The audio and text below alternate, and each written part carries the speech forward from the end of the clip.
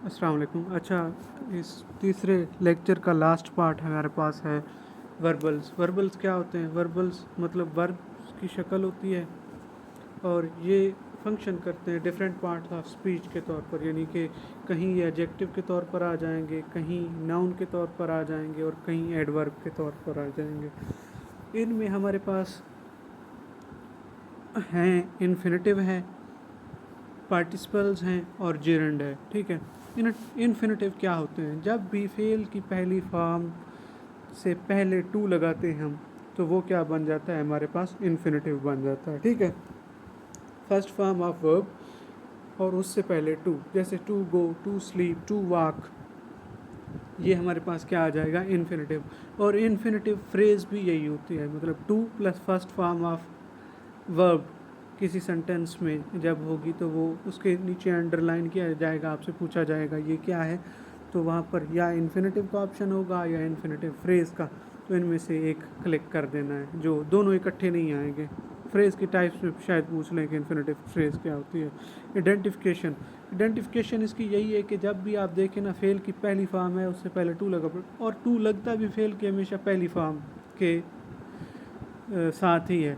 मतलब आप कहीं नहीं देखेंगे to gone, to went, to cooked, to look होता है, टू गो होता है। हमेशा फेल की पहली फॉर्म से पहले ही हम क्या लगाते हैं? टू लगाते हैं और उसको इन्फिनेटिव कहते हैं। ये एग्जांपल पढ़िए, to travel is her dream, he wants to buy. ठीक है, फिर होता है एक और इन्फिनेटिव जिसको कहते हैं bare infinitive, BARE, bare infinitive. ठीक है, ये क्या, ये कौन सी टाइप है इन्फिनेटिव की? इसमें सिर्फ हमारे पास क्या होता है? फर्स्ट फॉर्म ऑफ वर्ब होती है, उसके साथ टू नहीं लगता, उसको हम कहते हैं बेयर इन्फिनेटिव। जैसे ये नीचे पड़ा है लेट हिम गो। ठीक है, तो इससे पहले टू गो नहीं लगा पड़ा, लेट हिम गो। जब भी फर्स्ट फॉर्म अकेले आएगी आप उसको बेयर इन्फिनेटिव कह दो, और जब भी उससे पहले टू लगेगा तो वो हमारे पास क्या होगी? इन्फिनेटिव होगी। फिर आ जाते हैं जेरंड। ठीक है, जब फर्स्ट फॉर्म और उसके साथ लगा दिया जाता है ING, और ये किसी भी सेंटेंस में नाउन का काम करेगी, इसको हम कहते हैं जेरंड। ठीक है, क्या कहते हैं? जेरंड। कभी भी ING फॉर्म किसी सेंटेंस में एज ए नाउन काम कर रही है, वो काम कर रही है जो एक नाउन करता है, तो उसको क्या कहते हैं? उसको जेरेंट कहते हैं। और इसकी पोजीशन ये कहाँ कहाँ आ सकता है? ये सब्जेक्ट के तौर पर आ सकता है एक सेंटेंस में, जैसे running is fun, running is fun. ठीक है, यहाँ पर सब्जेक्ट के तौर पर, यानी कि रन है, रन, अब दौड़ना है, रनिंग। अब ये देखा जाए तो ING फॉर्म है फर्स्ट फॉर्म, लेकिन यहाँ पर ये बतौर सब्जेक्ट, बतौर नाउन इस्तेमाल हुई पड़ी है, इसलिए हम इसको जेरेंट कहते हैं। एक तरह की एक्टिविटी है ना, रनिंग। ठीक है, एक्टिविटी है, एक तरह की नाउन है, एक्टिविटी का नाम है, किसी काम का नाम है। ये सब्जेक्ट के तौर पर इस्तेमाल हो सकता है, ये डायरेक्ट ऑब्जेक्ट के तौर पर इस्तेमाल हो सकता है, जैसे आई एंजॉय स्विमिंग। ठीक है, फिर नेक्स्ट सब्जेक्ट कम्प्लीमेंट के तौर पर इस्तेमाल हो सकता है, यानी कि सब्जेक्ट के मीनिंग में ये क्या, सब्जेक्ट के बारे में एक्स्ट्रा इन्फॉर्मेशन हो सकती है। जैसे हर हॉबी इज़ पेंटिंग, पेंटिंग क्या है? उसकी हॉबी है, और पेंटिंग बजाते खुद क्या है? एक प्रोफेशन है, एक शोबे का नाम है। तो हमने जेरेंट को यही डिफ़ाइन किया है कि जब भी first form plus ING as a noun इस्तेमाल हो रहा होगा, कोई एक्टिविटी शो कर रहा होगा, तो उसको हम जेरेंट कहते हैं। ये कहाँ कहाँ यूज़ हो सकता है? ये सब्जेक्ट के तौर पर भी यूज़ हो सकता है, ये डायरेक्ट ऑब्जेक्ट के तौर पर भी यूज़ हो सकता है, ये सब्जेक्ट कम्प्लीमेंट यानी कि सब्जेक्ट के बारे में एक्स्ट्रा इन्फॉर्मेशन देने के लिए भी इस्तेमाल हो सकता है, सॉरी इन्फॉर्मेशन देने के लिए भी। जैसे हर हॉबी इज़ पेंटिंग, अब पेंटिंग क्या है? इन्फॉर्मेशन है, किसके रिलेटेड? हर, कि उसकी जो हॉबी है वो कौन सी है? पेंटिंग है। या ऑब्जेक्ट ऑफ प्रेपोजिशन के तौर पर भी ये इस्तेमाल हो सकता है, यानी कि प्रेपोजिशन के बाद क्या चीज़? ING form. He is afraid of swim flying. अब फ्लाइंग क्या है? एक तरह की एक्टिविटी है, ऑफ के बाद आया पड़ा है, तो यहाँ पर ये ऑब्जेक्ट ऑफ प्रेपोजिशन है। Smoking, opening a shop, winning, ये सारे के सारे फर्स्ट फॉर्म प्लस ING हैं, और ये बतौर नाउन इस्तेमाल हुए पड़े हैं, इसलिए हम इसको जेरेंट कहते हैं। ठीक है, नेक्स्ट आ जाते हैं हमारे पास पार्टिसिपल्स। ठीक है, वो वर्बल्स मतलब वर्ब की टाइप में से हैं ना ये वर्बल्स, जो बतौर एडजेक्टिव इस्तेमाल होते हैं नाउन और प्रोनाउन के मीनिंग में इजाफा करने के लिए, उनको हम कहते हैं पार्टिसिपल्स। अब जेरंड क्या काम करता था, वो बतौर नाउन इस्तेमाल होता था बज़ाते ख़ुद, लेकिन ये जो पार्टिसिपल्स होते हैं ये बतौर एडजेक्टिव इस्तेमाल होते हैं नाउन के मीनिंग में इजाफा करने के लिए। ठीक है, ये इसको मज़ीद डिवाइड किया गया है, प्रेजेंट पार्टिसिपल, पास्ट पार्टिसिपल और पास्ट परफेक्ट पार्टिसिपल में। सबसे पहले हम देख लेते हैं पास्ट पार्टिसिपल। ये फॉर्म्स हैं past participle, second form, third form, और ये बतौर एन एडजेक्टिव काम करेंगी, किसी एक्शन या स्टेट को डिस्क्राइब कर रही होंगी। ठीक है, जैसे नीचे है the broken window was fixed. अब विंडो कौन सी, ब्रोकन विंडो। ठीक है, तो यहाँ पर ब्रोकन जो है हमारे पास पास्ट पार्टिसिपल है। अ टायर्ड मैन सैट डाउन, कौन सा मैन, टायर्ड, जो थका हुआ है, तो टायर्ड हमारे पास क्या है, पास्ट पार्टिसिपल। यानी कि ये जो टायर्ड है, ब्रोकन है, ये बतौर एडजेक्टिव इस्तेमाल हो रहे हैं अपने से अगले आने वाले नाउन के मीनिंग में इजाफा करने के लिए। तो जब भी सेकंड फॉर्म या third form as an adjective use होगी अपने से आगे वाले नाउन के मीनिंग में इजाफा करने के लिए, तो हम उसको कहते हैं पास्ट पार्टिसिपल। जैसे ये नीचे भी है, आई बाट सम फ्रोज़न पीस, कौन से पीस, ऐसे बीज खरीदे हैं जो क्या हैं, फ्रोज़न हैं, जमे हुए हैं। ठीक है, तो frozen, freeze, froze, frozen third form है और बतौर एडजेक्टिव इस्तेमाल हो रही है यहाँ पर। The written word is powerful, which word, word क्या है, नाउन है। ठीक है, और कौन सा वर्ड, रिटन, लिखा हुआ, राइट, रोट, रिटन, लिखा हुआ लफ्ज़ पावरफुल है। तो रिटन जो है बतौर एडजेक्टिव हो रहा है और किसके मीनिंग में इजाफा कर रहा है, वर्ड के। अब मिसाल के तौर पर मैं कह दूं द वर्ड इज़ पावरफुल, ये वर्ड यहाँ पर कॉमन नाउन है, ऐसे कॉमन आ गया, कोई समझ नहीं आ रही, स्पेसिफाई नहीं हो रहा कि कौन से नाउन की बात हो रही है। लेकिन जब बात आ जाए ना द रिटन नाउन, तो फिर क्लियर हो जाता है कि ये उस नाउन लफ्ज़ की बात हो रही है जो लिखा पड़ा है। ठीक है, तो रिटन किसके मीनिंग में इजाफा कर रहा है, ये जो लिखा पड़ा है ना वर्ड, इसके मीनिंग में इजाफा कर रहा है, इसलिए ये हमारे पास क्या है, पास्ट पार्टिसिपल है। तो ये याद रखना कि पास्ट पार्टिसिपल वर्ब की सेकंड या थर्ड फॉर्म होगी जो हमेशा एडजेक्टिव के तौर पर इस्तेमाल होगी और किसी नाउन के मीनिंग में क्या कर रही होगी, वो इजाफा। ठीक है, फिर आ जाता है हमारे पास पास्ट परफेक्ट पार्टिसिपल। इसकी तो सिंपल पहचान है कि हैविंग प्लस पास्ट पार्टिसिपल।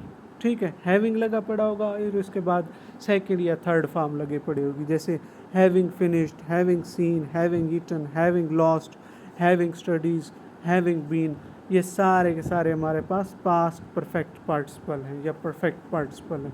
ठीक है, अब कंफ्यूजन आती है, चले पहले एक्सप्लेन कर लेते हैं ना इसको, प्रेजेंट पार्टिसिपल को। ठीक है, अब इनमें कंफ्यूजन आती है दोनों में, एक जेरंड वो भी फर्स्ट फॉर्म प्लस आईएनजी है और प्रेजेंट पार्टिसिपल भी फर्स्ट फॉर्म प्लस आईएनजी है। जो जेरंड है वो बतौर नाउन काम करता है किसी भी सेंटेंस में, एज एन एक्टिविटी यूज़ करता है। ठीक है, लेकिन प्रेजेंट पार्टिसिपल जब भी फर्स्ट फॉर्म प्लस आईएनजी किसी सेंटेंस में एज एन एडजेक्टिव काम करेगा, ठीक है, तो ये क्या कहलाएगा हमारे पास, प्रेजेंट पार्टिसिपल, और इसकी पोजीशन क्या होगी, बिफोर अ नाउन।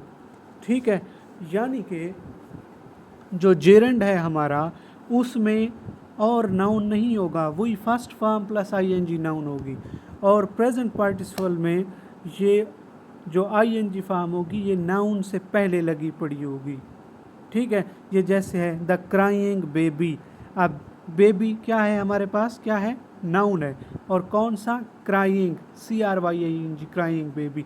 तो आईएनजी फॉर्म नाउन बेबी के मीनिंग में इजाफा कर रहा है कि द बेबी वो कब, बच्चा उठ गया, आप कोई नहीं पता कौन सा बच्चा, लेकिन जब कहते हैं ना द क्राइंग बेबी वो कब, तो वो एक मखसूस बच्चा बन जाता है कि वो बच्चा जो रो रहा है वो उठ गया। ठीक है, अभी अभी उठा है, द क्राइंग बेबी। तो यहाँ पर क्राइंग क्या है हमारे पास, जेरंड नहीं है, ये प्रेजेंट पार्टिसिपल है क्योंकि ये बतौर एन एडजेक्टिव इस्तेमाल हो रहा है और किसके मीनिंग में इजाफा कर रहा है, बेबी, एक नाउन के। ठीक है, तो ये इसकी पोजीशन है कि ये एक नाउन से पहले इस्तेमाल होगा या एक लिंकिंग वर्ब के बाद होगा इस्तेमाल।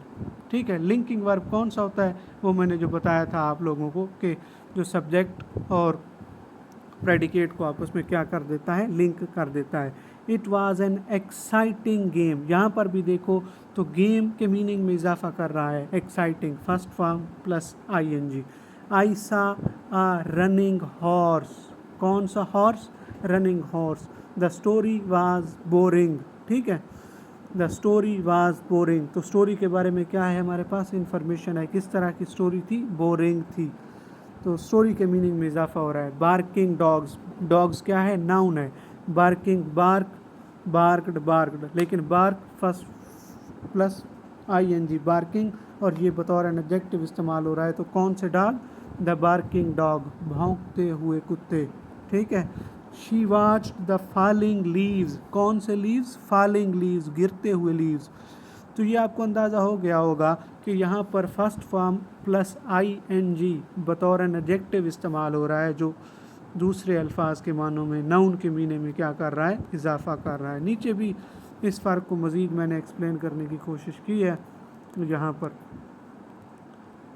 ये जेरेंड, जेरेंड क्या होता है, verb plus ING form as a noun काम कर रही होती है, और ये करती क्या है, what it does, it behaves like a thing, ठीक है, एक्शन की तरह नहीं, एक चीज़ की तरह बिहेव करेगी। और इसको आइडेंटिफाई करने का ये तरीका है कि इसको आप इट के साथ क्या कर सकते हो, रिप्लेस कर सकते हो। मिसाल के तौर पर इट के साथ रिप्लेस करोगे फिर भी सेंस बनाएगा, जैसे swimming is a fun, swimming is a fun, अब स्विमिंग की जगह इट लगा दिया गया ना, इट इज़ फन, तो समझ आ रहा है, ठीक है, यानी कि उस सेंस, ये एक अच्छा अमल है, एक सेंस कन्वे कर रहा है। आई लाइक रीडिंग, तो आई like what, I like it, ठीक है, मतलब जो जेरेंड है ना, आप उसको इट के साथ रिप्लेस कर देते हैं, फिर भी वो क्या कर देता है, एक तरह का सेंटेंस बना देता है, जो सेंटेंस बनेगा वो एक तरह का सेंस बना देगा। लेकिन उस दूसरे के केस में ये नहीं होगा। दूसरा मतलब प्रेजेंट पार्टिसिपल, इसमें क्या होता है, प्रेजेंट पार्टिसिपल ये वर्ब फॉर्म होगी और एज एन एडजेक्टिव या एक्शन के तौर पर काम कर रही होगी।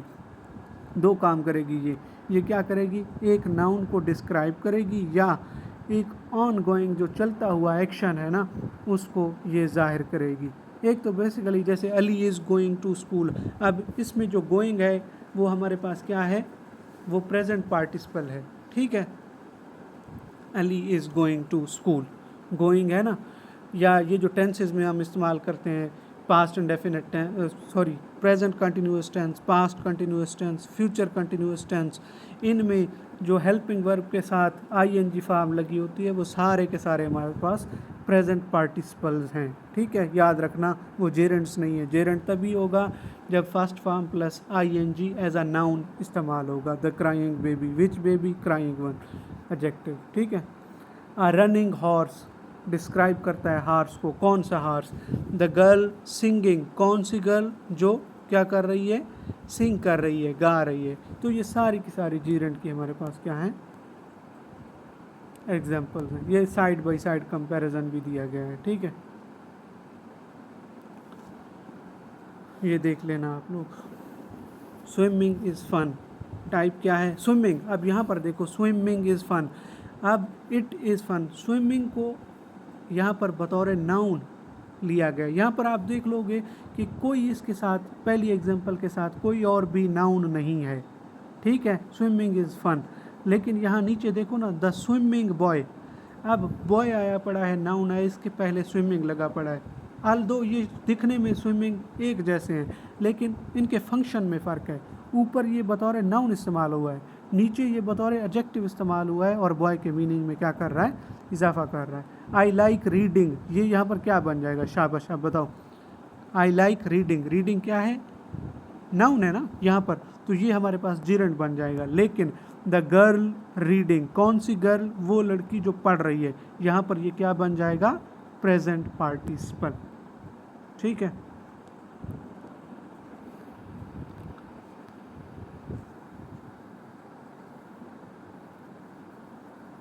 ये नीचे भी इनके एग्जांपल्स दी पड़ी है। अच्छा, ऊपर ये बताया गया है रूल, एक इजी सा ट्रिक कि कहीं भी आईएनजी फॉर्म, एक क्वेश्चन होता है ना व्हाट, उसका आंसर करे तो वो जेरेंड होगा, ठीक है। जैसे स्विमिंग इज़ फन, तो इसको हम रिप्लेस कर सकते हैं what is fun, swimming is fun, ठीक है।